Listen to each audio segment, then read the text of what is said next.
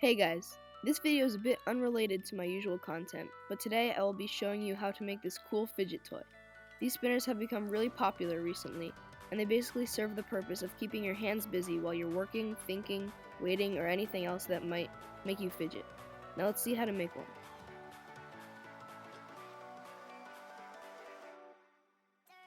The materials you will need for this project include some 3/8 inch thick wood, I'm using Padauk, a 608 skate bearing, a 1/4 inch rod of aluminum, and some epoxy to glue everything together.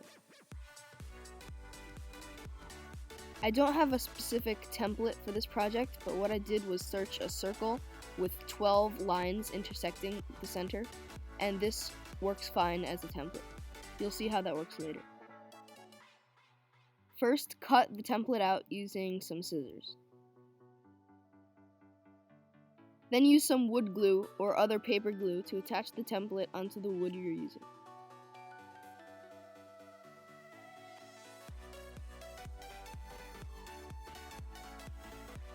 After that, cut the circle out. I used a bandsaw for this, but if you don't have a bandsaw, you could use a scroll saw or a coping saw.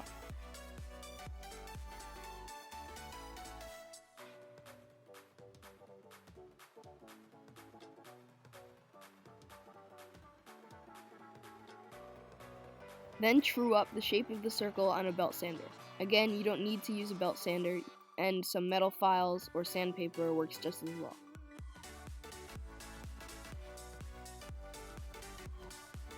When the shape of the circle is nearly perfect, drill a 7/8 inch hole in the center. I recommend using a hole saw bit instead of something like a Forstner's bit or a spade bit, because it leaves you this small piece from the center of the bit that can be later used to make some finger pads for the spinner. After the center hole is drilled, mark 6 evenly spaced points about a 1/4 inch from the outside of the circle.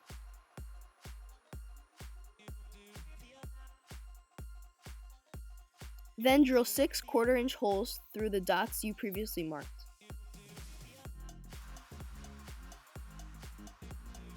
Using a Sharpie marker and a ruler, mark 6 pieces of aluminum rod that are all a 1/2 inch in length. Then cut them off using an angle grinder or some other cutoff tool.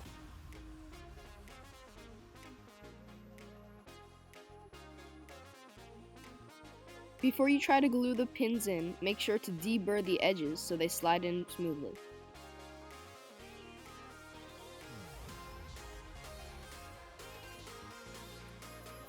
Then using some 2-part epoxy resin, glue all 6 pins in to the holes you drilled in the spinner.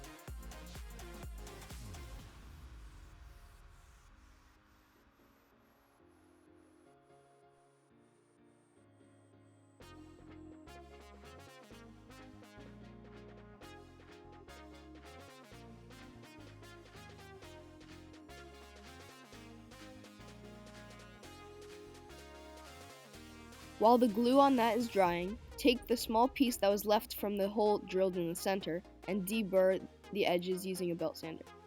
Then cut it in half using a bandsaw or any other saw.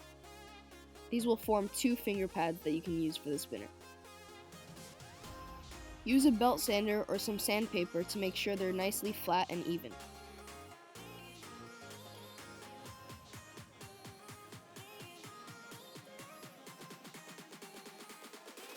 After that's done, the epoxy should be cured, so sand the aluminum pins flush with the spinner. But be sure to not sand the face of the template off the top.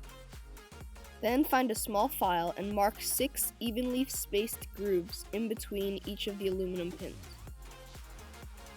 It should look like this when it's finished.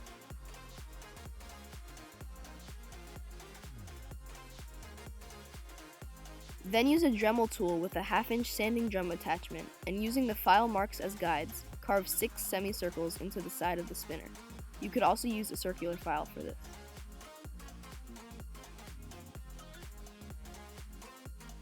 After this is done, you can sand off the paper template and make sure all sides are flush.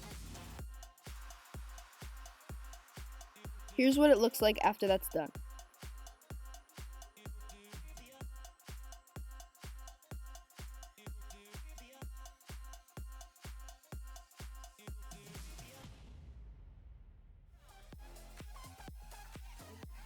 Sand the frame and the finger pads to 320 grit. You get a much finer result if you follow the grain of the wood when you're sanding.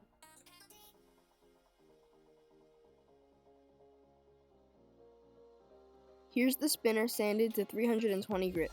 At this point, it's ready to have the bearing installed.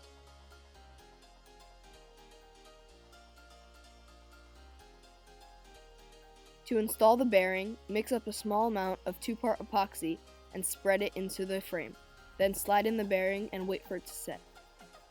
If you have any glue squeeze out, you can wipe it off and then use acetone to remove any excess.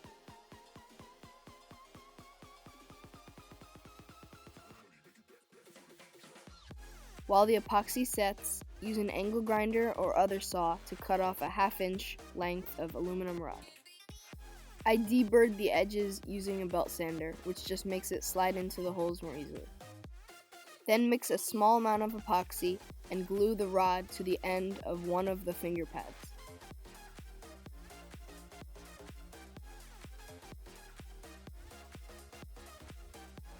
Like I said, you can use some acetone and a plastic brush to clean off any excess glue and also remove the oil from the bearing.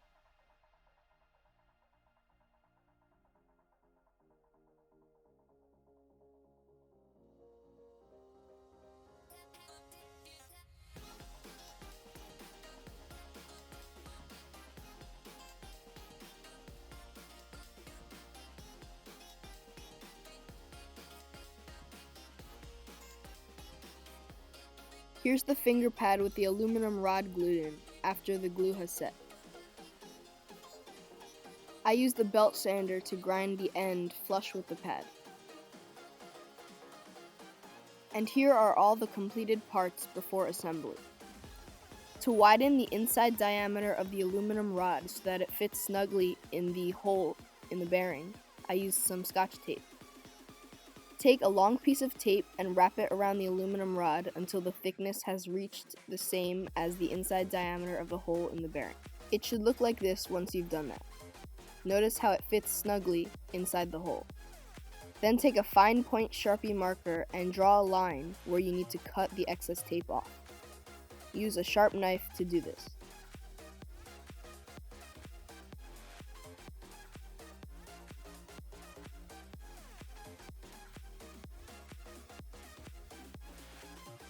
And this is how it should look once it's finished.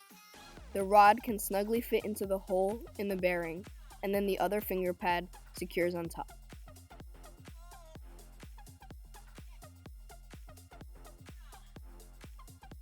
Now the spinner is 99% completed. All that's left to do is give the wood a finish.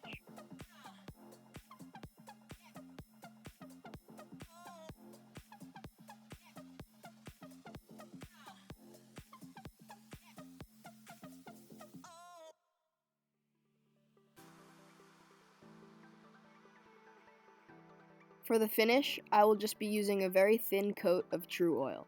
You could also use olive oil, oiled linseed oil, or pretty much any other oil.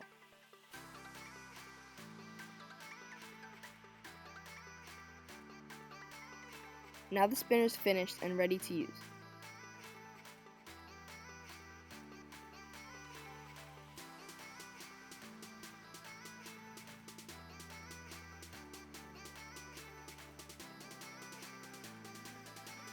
There are a bunch of different ways to spin it. The first way is to hold it between your pointer finger and your thumb and spin it using your ring finger. The second way is to use your pointer finger to spin it from the top while holding it with your middle finger and your thumb. And the third way is to hold it any way you want and use your other hand to give it a good spin.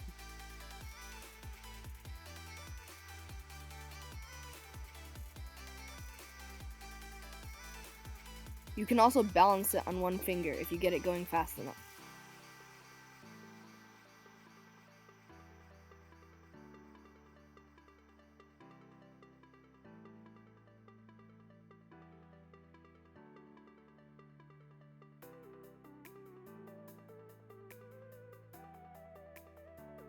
And when you're tired of using it the intended way, you can also spin just the centerpiece for a cool effect.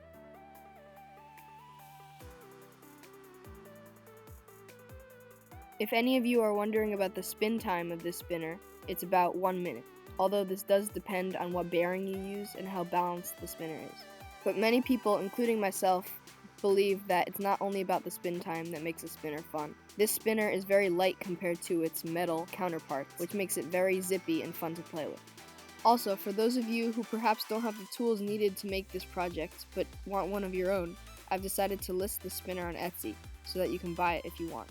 If this sells, I might be listing some more in the future, so stay tuned for that.